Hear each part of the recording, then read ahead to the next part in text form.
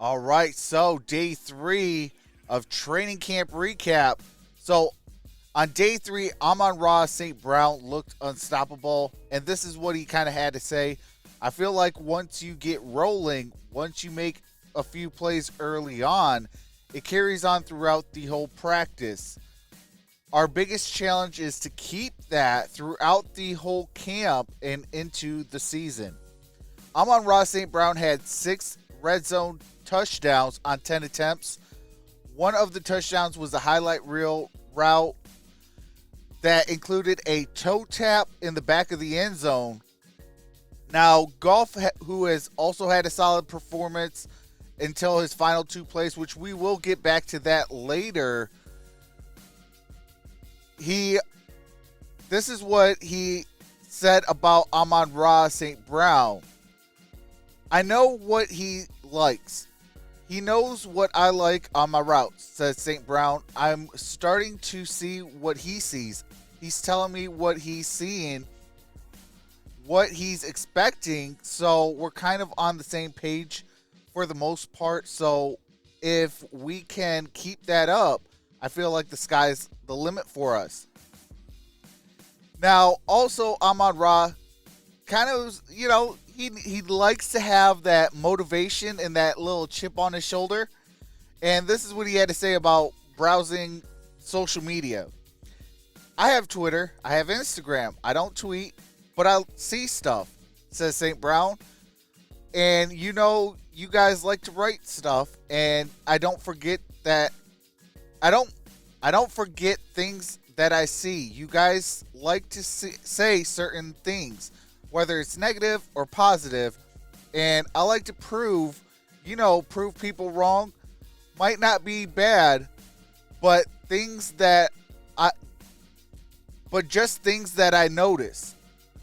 Now, moving forward in training camp, James Houston could see an expanded role as well, as we heard from Charles Harris in day 1. So, despite being utilized significantly on third team, so for those of you that are making videos saying that he's going to be the next great thing, he's practicing with the third stringers. Now, I do have a lot of hope for James Houston, but I digress. The Lions could have an expanded role for the second-year linebacker. This is what Dan Campbell had to say before practice. We're doing a lot with him at Sam linebacker. When you're in base defense, and certainly he'll play some of that sub-defensive end, or get a chance on third down. We're looking to really expand his horizon. If he can play some of the Sam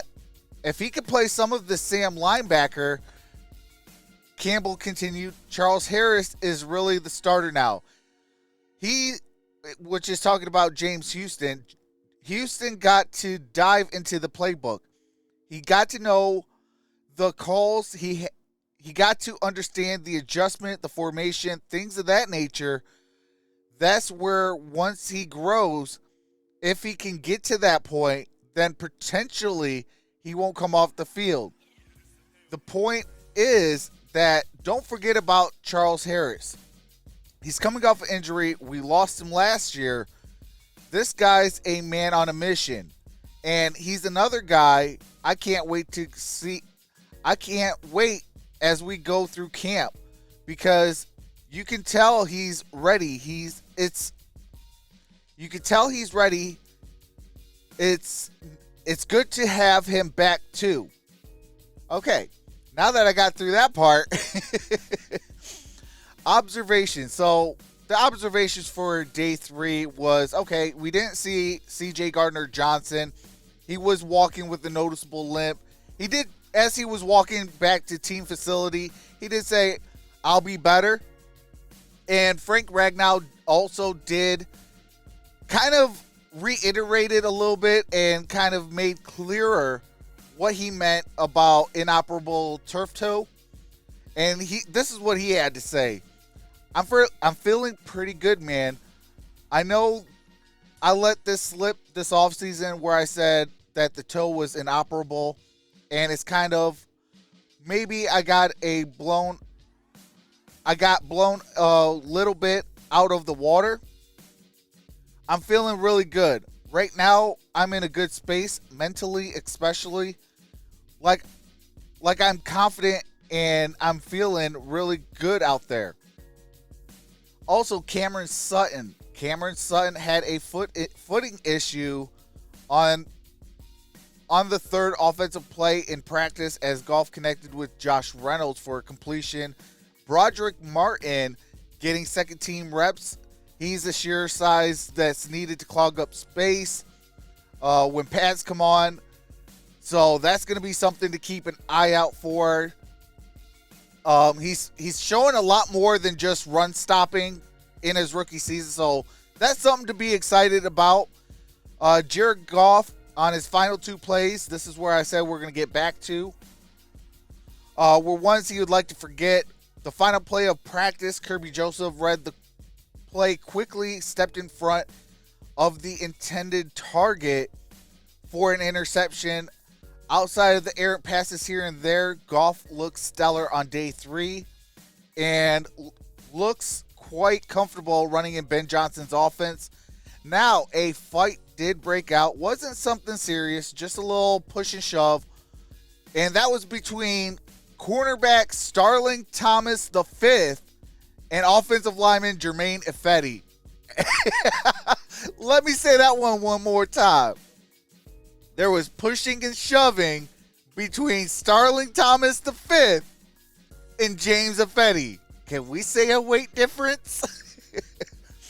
But, you love to see that.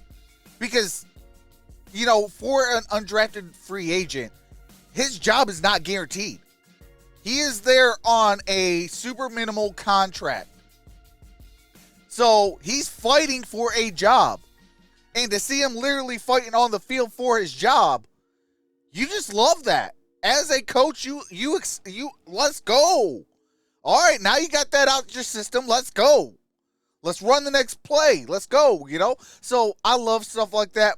I know you don't like to see stuff like that because obviously you can see a little bit of injuries that way as well. But no injuries, just a little bit of pushing and shoving. So you like to see that a little bit. And two receivers that kind of took advantage of Jameson Williams' absent today was Maurice Alexander and Trinity Benson, a guy that we think that won't be on the roster. Hey, he's fighting and clawing every opportunity that he can get. But those two were targeted often and secured a reception on day 3 in the red zone drills. Alexander battled Thomas on multiple occasions, and a touchdown reception was disputed after practice. Thomas emphatically said he would earn the pass breakup on that play, despite Alexander claiming that he made the reception and held on for long enough. And Sam Laporta, he said, you know what? It's truly a game of inches. He was able to stay focused and secure a reception over the outstretched arms of linebacker Alex Anzalone in the middle of the field. So that's something you like to see, especially out of a rookie tight end. And then the final stretch offensive plays, like I said, you saw the team put in a situational opportunity in the second quarter with only 2 timeouts. On first down, Goff connected with Jahmyr Gibbs, and on second down, Goff connected with Laporta for the first down. St. Brown was targeted and secured the reception on the next play. The final 2 plays, like I said, the defensive side of the ball, seeing Sutton break up, pass on Khalif Raymond, and the sequence and practice ending on a Goff interception on third down. So that is the recap of day 3. A lot of good things, a lot of things you like to see cleaned up a little bit. But, hey, we're day 3 in training camp. Football is back. You're going to make these mistakes. I'd rather have these mistakes now than in the regular season. So, get all these mistakes out now, Lions. And, hey, week 1, we're hitting the ground running. So, definitely can't wait for that. I will be there Monday for training camp as well. So we might be a little late for these videos, but I will be there and we'll have some fun. And with that being said, let me know your thoughts in the comment section below. What's your thoughts on day 3 of training camp? Do you like it? Do you love it? Do you want to see more? And with that being said, we are trying to grow this community. Hopefully we could see 950, and that'd be greatly appreciated. Never given, always earned. So hopefully I earned that subscription. Hit that thumbs up if you got some value, and only if you got some value. And with that being said, I will see you in the next video, because grit don't quit, one pride, baby. Peace. Hey, day 3, let's go. I love seeing a little bit of pushing and shoving.